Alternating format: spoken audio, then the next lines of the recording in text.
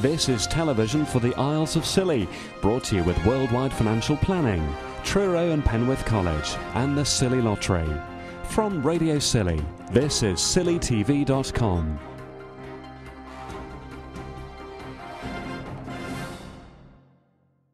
Our island's veterinary nurses' dogs appear to be well behaved, and that's a good advert for Sarah Roberts, who's starting dog training sessions arranged in partnership with the team at Lifelong Learning. Sarah says she doesn't subscribe to any one teaching method of a famous dog trainer, whether it's the legendary 80s icon Barbara Woodhouse or the more recent star of TV's It's Me or the Dog Victoria Stilwell. But Sarah does believe in rewarding puppies with positive reinforcement. I think it's every trainer has something that they can offer to someone. I don't really subscribe to any one particular trainer, but I do use positive reinforcement. I don't believe in using aversive techniques. So no kind of electric shock collars, anti-bark collars, no kind of... if a dog's offering a negative behaviour, you need to redirect that energy and give it a positive behaviour it can direct it into. So kind of positive rewards for the things that they're doing right. Some people say, oh, it takes longer, and some people say, oh, and you're just feeding your dog lots and lots of treats. But in the long run, you get a happy, well-rounded dog that likes to do what you want it to do, rather than a dog that kind of sits and cowers in the corner. Sarah says training puppies is all about psychology. I'm actually in the process of... I've already done a couple of behavioural courses and dog training courses. In September, I'm about to complete another dog training course, and there's a lot of scientific research has gone into the background of dog training, and techniques kind of come and go in popularity. Certain trainers kind of come and go in popularity as well, and you see a kind of generation of dogs that are brought up in one particular way, and then the next lot are kind of subscribed to another trainer. But I think so long as the focus is on creating a happy relationship between owner and dog, then generally you're on the right tracks. Sarah quit her life in Bristol and recently returned to the islands on a full-time basis, so keen she was to return to Scilly and work with animals. Her veterinary nurse job is a voluntary position, and she's supporting herself with evening work at the Mermaid Inn and occasional days working at the Duchy of Cornwall offices on the Garrison. Sarah says it's worth it, and one of her key roles this month, working with the island's vet Heike Dawn, is to encourage pet owners to take their animals for a free mouth inspection. It is a free service, yeah. Practices right across the country throughout September run this scheme, and it's just trying to encourage people to be more aware of their pets' teeth. It's something that kind of falls by the wayside a lot, or gets overlooked a lot, and especially dogs or cats that are eating just soft food. It would be the equivalent of us kind of eating soup and cake every day and then not brushing our teeth, so they can get a few issues. And sometimes you may not realise that the reason why the dog or cat has gone slightly off his food or doesn't look quite so happy might be he's got toothache. So, free service with the nurse. You get a sticker. It's part of the Lift the Lip service, and there's also an art competition that goes alongside it for the children to take part in. That will keep Sarah busy through till October, but her future here looks a little more complicated. At the moment she's lodging with Heike, but there won't be space when our vet moves into the new permanent surgery and accommodation near Old Town at around Christmas. Then there'll be a real test of Sarah's voluntary commitment. She needs to find cash to fund her daytime unpaid veterinary nurse job during the winter months and find somewhere to live.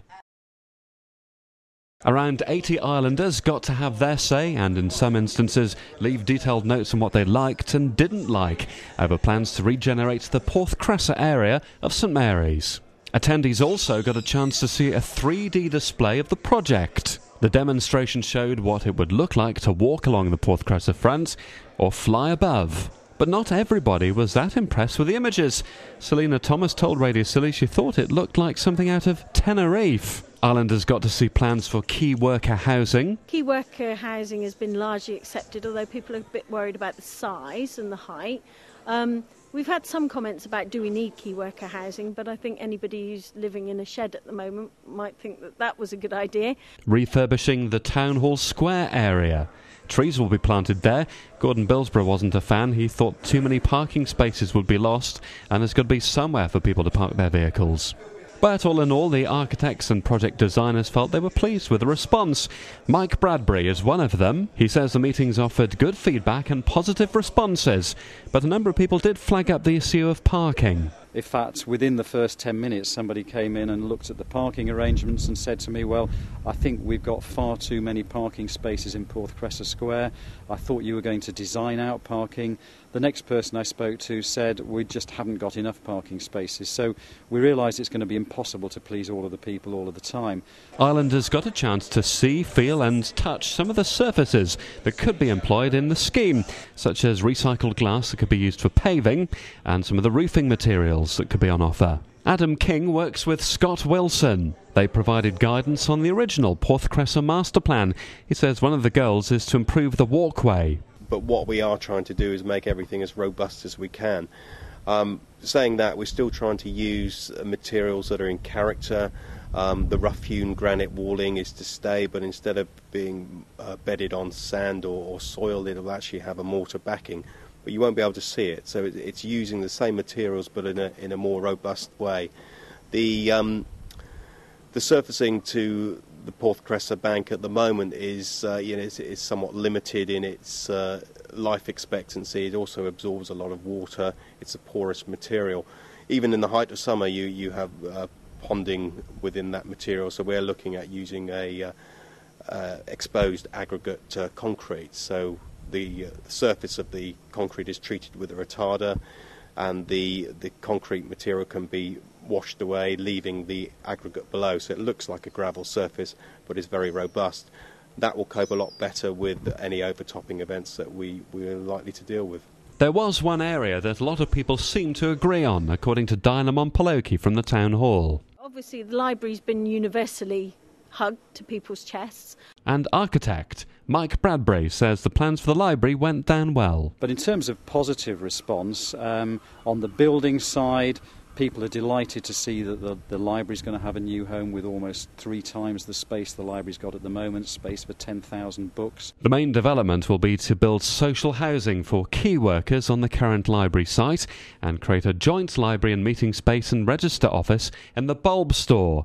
It will also result in the demolition of what's currently Katie's Garage. The plans propose landscaping of the seafront area, improved surfaces and an enhanced area around the Town Hall Square, as well as the replacement of the shelter on the beach with a cafe. One of the least popular parts of the proposals, a wind turbine to create electricity to power the lighting around the Porthcressa area.